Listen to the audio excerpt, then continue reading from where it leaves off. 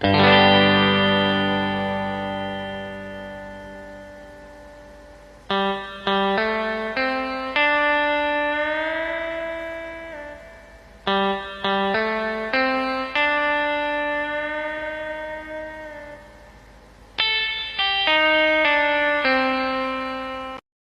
siang teman-teman semua. Hari ini kita akan membahas topik yang sangat penting, yaitu masalah sosial. Apa itu masalah sosial? Masalah sosial pada dasarnya adalah perselisihan yang muncul di masyarakat akibat interaksi sosial baik antar individu dan kelompok, maupun antar kelompok. Perselisihan ini menimbulkan gangguan pada hubungan sosial dan bahkan memicu kegoyahan dalam kehidupan kelompok kita. Ada 4 faktor utama yang mendorong kemunculan masalah sosial. 1. Ekonomis. Menyebabkan kesenjangan sosial dan kecemburuan, mendorong penyimpangan norma untuk mendapatkan kehidupan yang lebih baik. 2. Biologis. Terjadi karena lingkungan tidak sehat, seperti tingginya penyakit menular. 3. Psikologis. Berhubungan dengan goncangan jiwa dan pikiran yang tidak seimbang, berakibat pada ketidaknormalan dalam menjalani kehidupan. 4. Kebudayaan. Disebabkan oleh perbedaan kebudayaan antar kelompok sosial, seperti sistem, adat, atau fisik.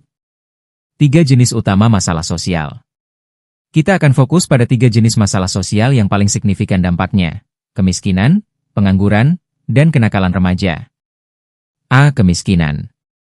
Kemiskinan adalah beban bagi sebuah negara. Tapi, tahukah Anda bahwa kemiskinan itu punya banyak wajah?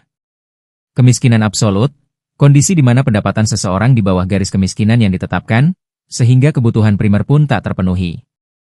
Ini adalah bentuk kemiskinan yang paling mendasar.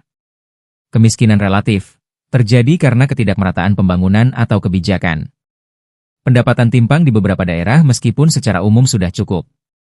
Kemiskinan kultural dibentuk oleh kebiasaan atau budaya yang mengakar, seperti malas, etos kerja rendah, atau menolak kemajuan ilmu pengetahuan dan teknologi, iptek. Kemiskinan struktural berasal dari struktur sosial yang menghalangi golongan tertentu menggunakan sumber daya yang ada, meskipun daerahnya kaya alam. B. Pengangguran. Pengangguran didefinisikan sebagai orang yang tidak bekerja, sedang mencari kerja, atau bekerja sangat minim, kurang dari 2 hari seminggu. Pengangguran dibagi berdasarkan penyebabnya. Friksional normal, terjadi karena kesenjangan waktu atau informasi. Contoh, seseorang baru lulus dan sedang memilih-milih pekerjaan. Siklikal, dipicu oleh fluktuasi ekonomi, seperti saat resesi, di mana produksi berkurang dan terjadi pemutusan hubungan kerja, PHK. Struktural, akibat perubahan struktur ekonomi atau teknologi.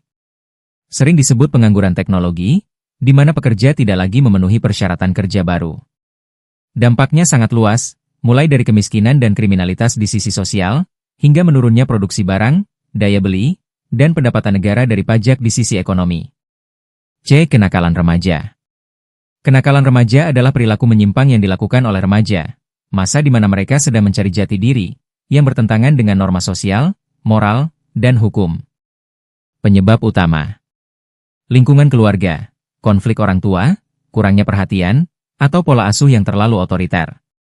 Tekanan teman sebaya, keinginan kuat untuk diterima dalam kelompok, yang bisa menyeret pada perilaku negatif. Kondisi sosial ekonomi, tumbuh di lingkungan dengan kemiskinan atau tingkat kriminalitas yang tinggi. Kurangnya pendidikan, kegagalan akademis atau minimnya pendidikan moral dan agama. Jenis kenakalan. Berikut beberapa jenis kenakalan beserta contohnya dalam kategori ringan: bolos sekolah, merokok, berbohong. Kategori sedang: vandalisme, perkelahian antar pelajar, membawa senjata tajam. Dan kategori berat: pencurian, penggunaan narkoba, perampokan, kekerasan fisik serius. Digital, cyberbullying, penyebaran hoaks, hacking. 3. Partikularisme, isu nilai dan kepentingan.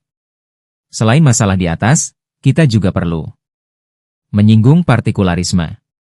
Partikularisme adalah sistem yang mengutamakan kepentingan pribadi atau kelompok khusus di atas kepentingan umum. Ini adalah aliran yang membandingkan daerah atau kelompok sekunder secara spesifik. Dampak negatif partikularisme: menimbulkan sikap eksklusivisme, menarik diri dari lingkungan. Kehilangan rasa empati. Menjadi egois, sombong, dan memiliki rasa percaya diri berlebihan. Dampak positif partikularisme: hubungan di dalam kelompok semakin erat. tidak mudah terbawa arus budaya asing. Budaya luhur bangsa masih terjaga. Kesimpulan. Teman-teman, masalah sosial seperti kemiskinan dan pengangguran seringkali saling berkaitan. Sementara isu seperti kenakalan remaja dan partikularisme menunjukkan betapa kompleksnya interaksi sosial dan nilai-nilai di masyarakat kita.